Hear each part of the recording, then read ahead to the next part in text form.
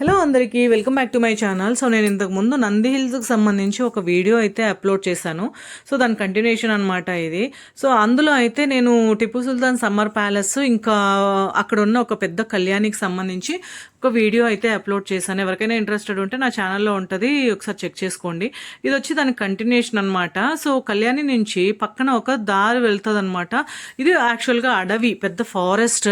So ఆ మధ్యలో ఒక చిన్న దారి ఉందన్నమాట పైనకి వెళ్ళడానికి. సో బస్సు కూడా ఉంటుంది, బస్సులో కూడా వెళ్ళొచ్చు మనము. ఆ విషయం తెలియక మేము ఇలా మెట్ల మీద ఎక్కి వెళ్ళామన్నమాట, చాలా కష్టపడి.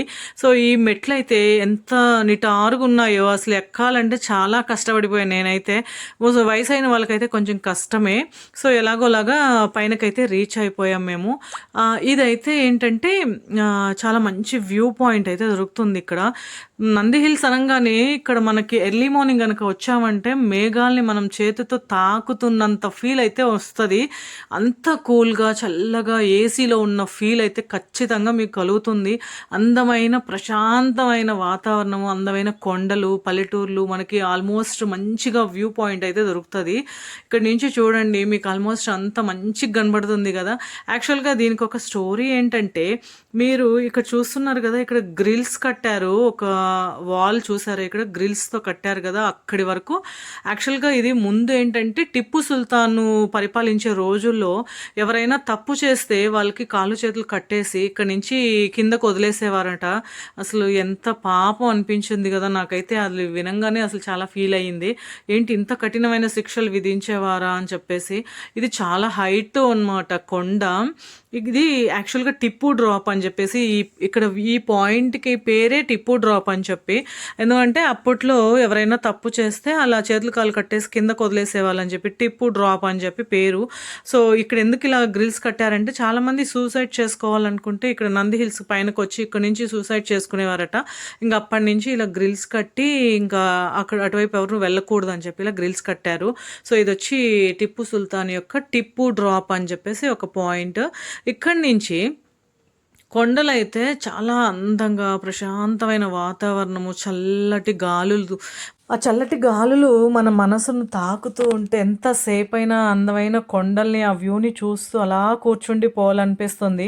సో ఇక్కడైతే చాలా హాయిగా ప్రశాంతంగా మనసుకి ప్రశాంతత కావాలనుకునేవారు ఆధ్యాత్మికంగా. ఇక్కడ యాక్చువల్గా పక్కన ఒక దేవస్థానం ఉంది, చాలా ఓల్డెస్ట్ శివ టెంపుల్ అనమాట, యోగనందీశ్వర ఆలయం అని చెప్పేసి. సో అక్కడ వెళ్ళి మనము ప్రశాంతంగా ధ్యానం లాంటివి కూడా చేసుకోవచ్చు.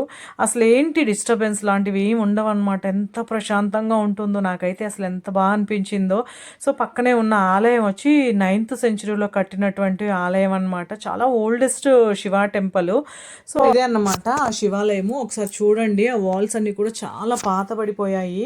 సో ఇది 9వ శతాబ్దంలో నొలంబ రాజులు రాష్ట్రకూటుల చేత నిర్మించబడినటువంటి ఒక ఆలయము. దాని తర్వాత 1799 వరకు కూడా, అంటే 1799లో టిప్పు సుల్తాన్ని బ్రిటిష్ వాళ్ళు ఓడించి, బ్రిటిష్ వాళ్ళు తన ఆధీనంలోకి తీసుకోక ముందు వరకు కూడా చాలామంది, అంటే గంగా రాజులు, చోళ రాజులు, విజయనగర రాజులు, ఇలా చాలామంది రాజులు ఎవరైతే పరిపాలించారో వాళ్ళందరూ కూడా ఈ ఆలయ అభివృద్ధికి అయితే ఎంతగానో దోహదపడ్డారనమాట. సో ఆలయం అయితే చాలా చాలా పురాతనమైనది. లోపలికి ఇది ఎంట్రన్స్ అనమాట. సో ఎంటర్ అవ్వగానే లోపల మనకి శివుడు లింగ రూపంలో దర్శనం అయితే ఇస్తారు. పార్వతీదేవి ముక్తాంబిక అనే ఒక పేరుతో ఇక్కడ కొలువై ఉన్నారనమాట, ముక్తిని ప్రసాదించే అమ్మ అని చెప్పేసి. సో ఇక్కడ యాక్చువల్గా యోగనంది, భోగనంది అనేసి 2 ఆలయాలు ఉన్నాయన్నమాట. మనకి కొండ పైన ఉన్నది యోగనందీశ్వర స్వామి ఆలయము, కొండ దిగువన నంది అని చెప్పేసి ఒక విలేజ్ ఉంటుంది. ఆ నంది అనే ఊర్లో భోగనందీశ్వర ఆలయం అయితే ఉంటుందన్నమాట. భోగనందీశ్వర ఆలయంలో 3 శివలింగాలు, 3 గర్భగుడులు ఉంటాయి. సో ఇది వచ్చి యోగనందీశ్వర ఆలయం అనమాట. సాధారణంగా ఈ నందీశ్వర ఆలయాలకు సంబంధించి ఒక విషయం ఏంటంటే, అరుణాచలేశ్వరుడు శివుని యొక్క బాల్యాన్ని, భోగనందీశ్వరుడు యవ్వనాన్ని, ఇప్పుడు మీరు చూస్తున్నటువంటి కొండపైన, నంది కొండపైన ఉన్నటువంటి యోగనందీశ్వరుడు అంతిమ త్యాగదశను సూచిస్తారని చెప్పేసి చెబుతారు. యాక్చువల్గా ఈ ఆలయం వచ్చి 1000 సంవత్సరాలకు పైగా పురాతనమైనటువంటి ఆలయం. ఎవరైనా వన్ డే ట్రిప్కి కనుక ప్లాన్ చేస్తున్నట్లయితే మీరు హ్యాపీగా యోగనందీశ్వర, భోగనందీశ్వర, నంది హిల్స్, సో ఇంకా అక్కడి నుంచి ఈషా కూడా మీకు చాలా దగ్గర, చిక్కబల్లాపూర్లో ఉన్నటువంటి సద్గురు సన్నిధి ఉంది కదా, ఈషా ఫౌండేషన్, అది కూడా మీకు చాలా దగ్గర. తప్పకుండా మీకు వీలైతే కనుక ప్లాన్ చేసుకుని వెళ్ళేసిరండి. Happy journey.